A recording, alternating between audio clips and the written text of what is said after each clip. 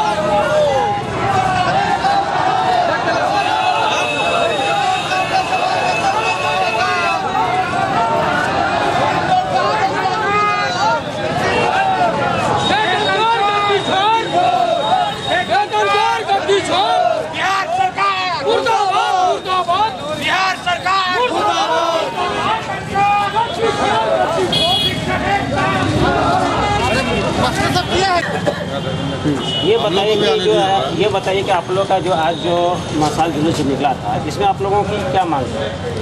हम लोगों की मांग हैं कि हम लोगों की जायज़ मांगें हैं और संवैधानिक मांगें हैं। संविधान में भी लिखा हुआ है कि समान काम का समान वेतन मिलना चाहिए। अनुच्छेद 14 में साफ सुथरे लफ्ज़ों में लिखा हुआ। सुप्रीम कोर्ट ने भी आदेश दे दिया कि समान काम के बदले समान वेतन मिलना चाहिए। किसी तरह का भेदभाव नहीं होना चाहिए।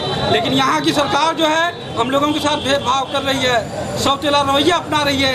एक ही काम को दो आदमी कर रहा है, एक के लिए अलग वेतनमान और हम लोगों के लिए अलग वेतनमान है।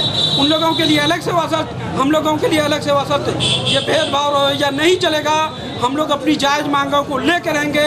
अपने संघर्ष के बदौलत हम जो है अपनी जायज़ मांग को लेकर रहेंगे। हम लोगों को सरकार जो अपमानित करने का काम कर रही है, हम लोगों को 4 माह से वेतन नहीं मिला है। हमारे शिक्षक बंधु भूखमरी के कगार पर जा चुके हैं। हम लोगों को वेतन भी नहीं मिल रहा जो अल्पा वेतन मिलता है, और हम लोगों को राज्यकर्मी का दर्जा नहीं दिया जा रहा है। सरकार जो है हमसे अपना सारा काम करवाती है। कोई भी काम बिना शिक्षक के सफल हो ही नहीं सकता, वो करा ही नहीं सकती बिना शिक्षक के।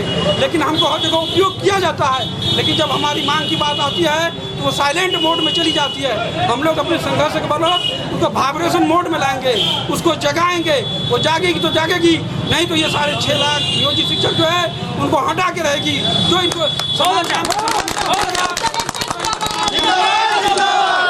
उनको ये करेगी। हमको समान काम का समान वेतन चाहिए। हम लोग जो है संविधान का पाठ पढ़ाते सब बच्चों को सिखाते हैं।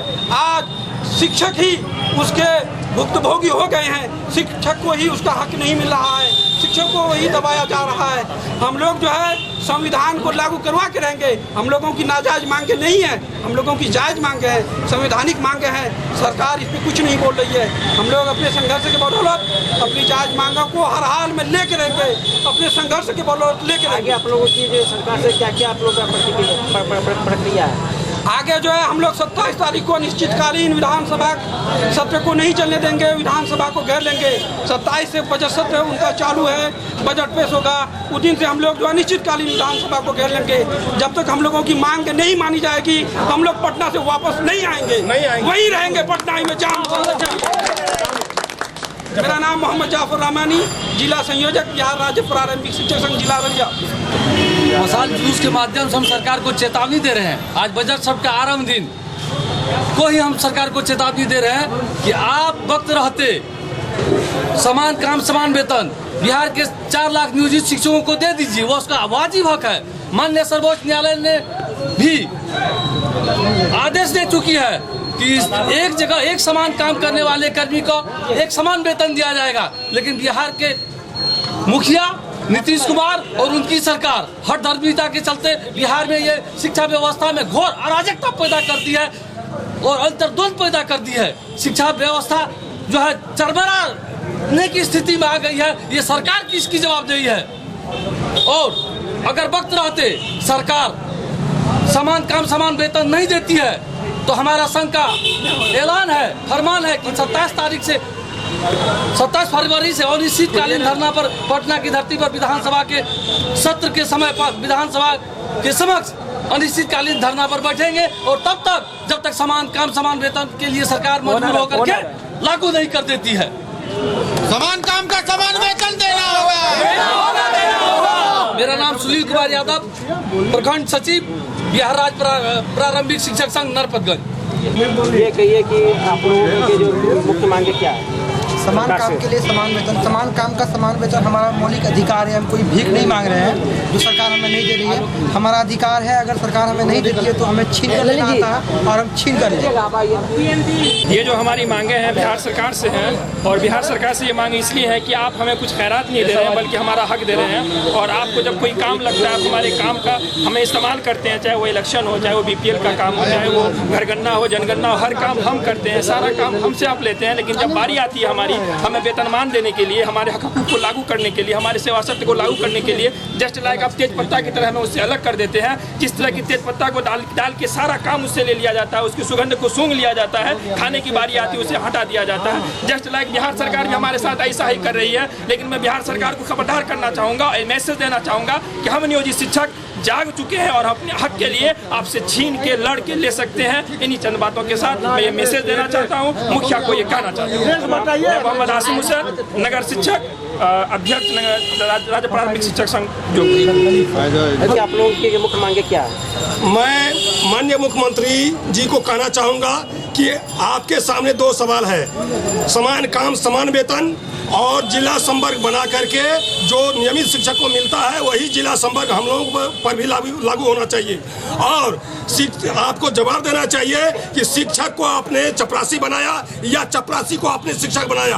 हम लोग ज़्यादा कुछ नहीं मांगते हैं, शिक्षक का वेतन शिक्षक को दीजिए और ज़्यादा आपसे कुछ नहीं लेना है। एक ही जिला संवर्ग सेवा शर्त होना चाहिए और जब तक हम लोग का 9300 का मूल वेतन नहीं मिलेगा हम लोग चरणबद्ध आंदोलन करते रहेंगे।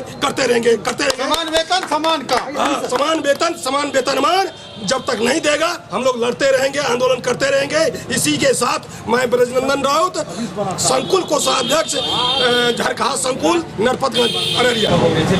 मैं ललित कुमार, प्रखंड अध्यक्ष भरगमा अररिया।